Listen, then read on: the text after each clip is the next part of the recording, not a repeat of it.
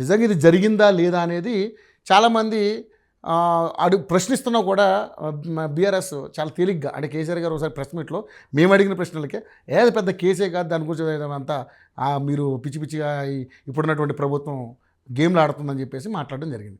So నిజంగా ఏంటి sir అసలు ఈ ఫోన్ ట్యాపింగ్ వ్యవహారం అనేది ఏంటి, దీన్ని ఎలా చూడొచ్చు మనం? ఒకటి, ఫోన్ ట్యాపింగ్ అనేది కేసీఆర్ చెప్పింది కరెక్టే. ఎందుకంటే నిరంతరంగా ప్రతి గవర్నమెంట్లో ప్రతి వ్యవస్థలో కూడా జరుగుతుంది.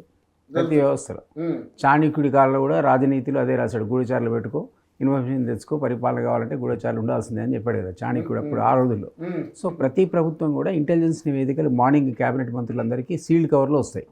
అది ఓపెన్ చేసి చదివితే ఇంటెలిజెన్స్ నివేదికే ఉంటుంది తప్ప దాని సోర్స్ ఏంటి, అది ఎట్లా నువ్వు పట్టుకొచ్చావు, లేదా ఫోన్ విన్నావా, ట్యాపింగ్ చేసావా, లేదా ఇంట్లో మనిషిని పెట్టావా, ఇదైనా అందులో ఉండదు. సో వాళ్ళకి కావాల్సిన ఇంటెలిజెన్స్ రిపోర్ట్ అంతే. సో కేసీఆర్ అదే అన్నాడు, ఎవరు రాధాకృష్ణ ఎవడు వాడు 100లో వాడొకడు రోజు తీసుకొచ్చి కాగితం ఇస్తాడు తప్ప నేను ఎందుకు వచ్చిందని చూస్తాను, ఇంటెలిజెన్స్ నివేదిక కరెక్టా కాదా చూస్తాం అంతే తప్ప అని ఏమాట కరెక్ట్ అన్నాడు. అయితే అన్ఫార్చునేట్లీ ఏంటంటే ఫోన్ ట్యాపింగ్ అనేది ఎప్పుడు జరుగుతుంది అన్నాడు కదా, డీజీని అడగండి లేదా ఇంకోటి అడగండి, అఫీషియల్ పర్మిషన్ ఆర్డర్ ఉంటుంది కదా అన్నాడు. మీరు పోయి అఫీషియల్గా పర్మిషన్ మీరు ఇచ్చారా అని అడిగితే డీజీ చెప్పడు, లేదా ఇంటెలిజెన్స్ అడిషనల్ డీజీ కూడా చెప్పాడు. ఎందుకంటే వాళ్ళు పర్మిషన్ ఇవ్వరు, ఇది చేసేదంతా అనఫిషియల్. ఎందుకు చేస్తారు? ఇప్పుడు ఫర్ ఎగ్జాంపుల్ నేను చెప్తాను, నేను ఇదే కేసీఆర్కి ప్రైవేట్ సెక్రటరీగా ఢిల్లీలో ఉన్నా, ఆయన ఆఫీస్లో నేను ప్రైవేట్ సెక్రటరీగా ఉన్నా. ఓ రోజు నాకు పరిచయం ఉన్న ఐపీఎస్ ఆఫీసర్ తీసుకొచ్చి ఒక పెద్ద కట్ట ఇచ్చాడు పేపర్లకు. అవి ఏమిటంటే 3 నెలల కాలంలో నేను ఎవరితో మాట్లాడా, ఎంతసేపు మాట్లాడా, ఎవరు నాకు ఫోన్ చేశారు డాటా. నేను ఇదేంద్రా బాబు, నువ్వు నా మిత్రుడై ఉండి నా ఫోనే ట్యాప్ చేసావని ఆయన నీకు ముందే చెప్తే నా ఉద్యోగం పోద్ది. ఇది సిస్టమ్ ఏంటంటే ఇక్కడ ఉన్న 100 మంది మంత్రుల్లో ఈ నెల 30 మంది మంత్రుల పిఎస్లది మేము డ్రా తీస్తాం, ఆ 100 నుంచి 30 మంది పికప్ చేస్తాం, 3 నెలలు అబ్జర్వ్ చేస్తాం, తీసేసి మళ్ళీ ఇంకో 30 మంది తీసుకుంటాం. ఈ ట్యాపింగ్ అట్లా జరుగుద్ది. అయితే ఒకవేళ మీరు నన్ను అడిగితే అసలు దిలీప్ కుమార్ గారు మాకు తెలియదు అంటాం, అది అఫీషియల్ కాదు.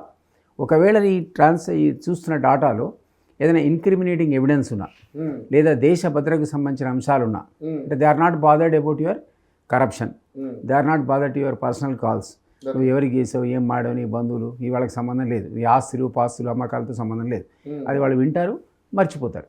దేశ భద్రతకు సంబంధించి కానీ టెర్రరిస్ట్ కార్యకలాపాలకు సంబంధించి కానీ ఇట్లాంటి విషయాల మీద ఏదైనా అనుమానం వచ్చిన కాల్స్ ఉంటే అప్పుడు వాళ్ళు అఫీషియల్గా అప్లికేషన్ పెట్టుకుంటారు హోమ్ సెక్రటరీ, ఓకే ఈయన ఫోన్ మీద ట్యాప్ చేద్దాం అనుకుంటున్నాను.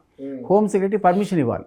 ఇచ్చిన తర్వాత కూడా రూల్స్ ఎట్లా అంటే ఆ ట్యాప్ అవుతున్న ఫోన్ 3 నెలలు మీరు ఏ డాటా ఇచ్చారో రెగ్యులర్గా కమిటీని వేస్తారు, 3 ఆఫీసర్లు స్క్రూటినీ చేస్తారు, నిజంగా ఈ ఫోన్ యొక్క ట్యాపింగ్ అవసరమా, ఇందులో అట్లాంటి ఎవిడెన్స్ ఏమైనా ఉందా. 3 months లోపల ఎవిడెన్స్ ఏమీ లేదనుకోండి, వాళ్ళు దాని పర్మిషన్ క్యాన్సిల్ చేస్తారు. సో చాలా రేర్గా అఫీషియల్ పర్మిషన్ అట్లాంటి వాటికి, దేశ భద్రతకు, టెర్రరిస్ట్ కార్యకలాపాలకు, నక్సలైట్ కార్యకలాపాలు ఇట్లాంటి వాటికి సంబంధించిన వాటికి మాత్రమే మీరు ఆ ఫోన్ ట్యాపింగ్ని ఈవెన్ అనఫిషియల్ కూడా వాడాలి. కేసీఆర్ చేసిన పని ఏంటంటే మీ సొంత వ్యవహారాలు, ఆయన కొడుకు ఏ సినిమా యాక్టర్స్తో మాట్లాడాడు, వాళ్ళ వివరాలు, ఆస్తులు పాస్తులు, తన పార్టీ సభ్యులు, ఈవెన్ హరీష్ రావు లాంటి వాడు ట్యాప్ చేసి వాడు ఏమైనా రాజకీయ కుట్ర చేస్తున్నాడా, ఇట్లాంటి ప్రైవేట్ అఫేర్స్కి పొలిటికల్ అఫేర్స్కి దారుణంగా వాడుకున్నాడు. అది ఎప్పుడు ఇండియన్ డెమోక్రసీలో జరగలే ఆ లెవెల్లో. ఫస్ట్ టైం అంటారా? ఫస్ట్ టైం ఇంత పెద్ద ఎత్తున ఇంత భారీ కుట్ర ఎప్పుడు జరగలే.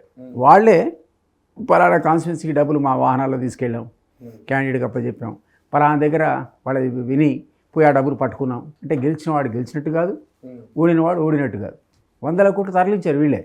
సో మొత్తం సిస్టమ్ని షేక్ చేశాడు ఆయన.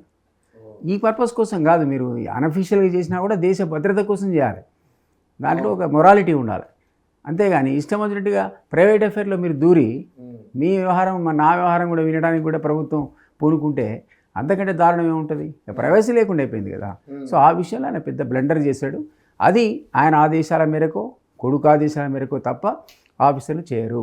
ఓకే, ఇట్లాంటి ప్రైవేట్ అఫేర్స్ కేవలం వీళ్ళిద్దరు ఇంటెలిజెన్స్ నెట్వర్క్ ద్వారా చేయడం నేను చెప్పిన కారణాల వల్ల చేస్తారు. అక్కడికక్కడే ఆఫీసర్లు డిసైడ్ చేస్తారు ఇది భద్రతకు సంబంధించిన అంశమా కాదా. సో అది జరగలే.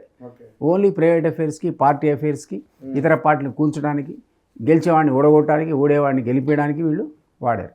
సో ఆ కారణం చేత ఇది మల్టీ డైమెన్షనల్గా డెవలప్ అయిపోయింది. చాలా మంది పోలీస్ అధికారులు కూడా ఉన్నారు, ఇప్పుడు అందులో పేర్లు వస్తున్నాయి.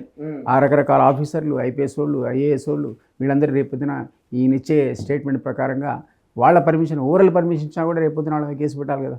సో అవన్నీ ప్రాబ్లమ్స్ ఇప్పుడు కొత్తగా మీరు అన్నట్టుగా ఒక్కసారి ఎక్స్పోజ్ అయ్యి స్కాండల్ చాలా పెద్దగా స్కాండల్ అయి కూర్చుంది. ఓకే, సో నిజంగా చూసుకుంటే సార్ ఇప్పుడు అంతకుముందు ఓటుకు నోటు కేసులో కూడా రేవంత్ రెడ్డి గారి మీద ఉపయోగించారు. ఉపయోగించారు మరి, లేకపోతే ఎట్లా తెలుసు? సీఎం ఆ రోజు ఏమన్నాడు, తెల్లారి మీకు మంచి ఇంపార్టెంట్ వార్త చెప్తా అన్నాడు. ఎట్లా తెలుసు నీకు ఆ వార్త? ఫోన్ ట్యాపింగ్ వల్లే కదా. తెల్లారి ఆయన పోతున్నా డబ్బులు ఇస్తున్న విషయం ముందు రోజు తెలుసు కాబట్టి రేపు పొద్దున మీకు ఇంపార్టెంట్ ఇష్యూ చెప్తున్నా అన్నాడు. తెల్లారి ఆయన ట్యాప్ అయ్యాడు. ఆ ట్రాప్ అయిన కేసు దానికి ముందే సీఎంకి ఎట్లా తెలుస్తుంది? పోలీస్ ఆఫీసర్ చెప్తే తప్ప. సో ఇక పలానా రోజు పోతున్నాడు సార్, డబ్బులు పట్టుకుపోతున్నా అని చెప్పడం వల్లే అది ఎక్స్పోజ్ అయ్యింది. సో అది కూడా ఒక రకంగా పొలిటికల్ పర్పస్ కోసమే అప్పుడున్న ఇన్ఫర్మేషన్ ఆయన వాడుకున్నాడు తప్ప అడ్మినిస్ట్రేషన్ కూడా వాడుకోలేదు, శాంతి భద్రతల కోసం వాడుకోలేదు, నా సౌకర్యం కోసం వాడుకోలేదు. మొత్తం రాజకీయం చేశాడు. ఓకే. సో దీనివల్ల చాలా మీరు అన్నట్టుగా చాలా సంస్థలు షేక్ అయినాయి కదా. ప్రైవేట్ ప్రాపర్టీస్, బిల్డర్స్, వాడు ఎవడికి డబ్బులు ఇస్తున్నాడు, ఎంత బ్లాక్ ఇస్తున్నాడు, ఎంత వైట్, అది కూడా వినటం, వాడికి ఫోన్ చేసి పిలిపించుకోవడం. అరే నీ వైట్ మనీ ఇంత, నీ బ్లాక్ మనీ ఎంత, మాకెంత ఇస్తావు చెప్పు. ఏదైనా పోనీ అడ్మినిస్ట్రేషన్ కోసం వాడిని పట్టుకొని కేసు పెట్టి నీతి నియమాలతో పరిపాలన చేశాడా? వాళ్ళని వసూలు చేయడానికి వాడి ఇన్ఫర్మేషన్ అంతా. సో లేటెస్ట్ టెక్నాలజీ అయితే ఉందో ఆ టెక్నాలజీని ప్రజల మామూలు సాధారణ జీవన ఉంటాయి కదా ఆ విధానాలని డిస్టర్బ్ చేయడానికి వాడాను. రాజకీయ విధానాలను డిస్టర్బ్ చేశాడు, ప్రతి బిజినెస్ చేసే వాళ్ళ కమ్యూనిటీ మీద పడి వాళ్ళు లూటీ చేశాడు. ఇది తప్పు. ఓకే. సో దీని మీద ఏమన్నా ఇప్పుడు ఉన్నటువంటి ప్రభుత్వానికి అవకాశం ఉంది కదా. ఇప్పుడు ఆ కన్ఫెషనల్ స్టేట్మెంట్ ఇచ్చాడు, 4 పేర్లు వస్తాయి, వాళ్ళని కూడా అడుగుతారు, అవును మాకు కేసీఆర్ చెప్పాడు అంటాడు, అప్పుడు కేసీఆర్ లోపల వేయచ్చు, దానికి పనికి వస్తుంది. ఓకే. సో శిక్ష అయితే పడుతుంది. అయితే ఆ ప్రాబ్లం అయితే ఈరోజు దీన్ని బట్టి కనపడుతుంది.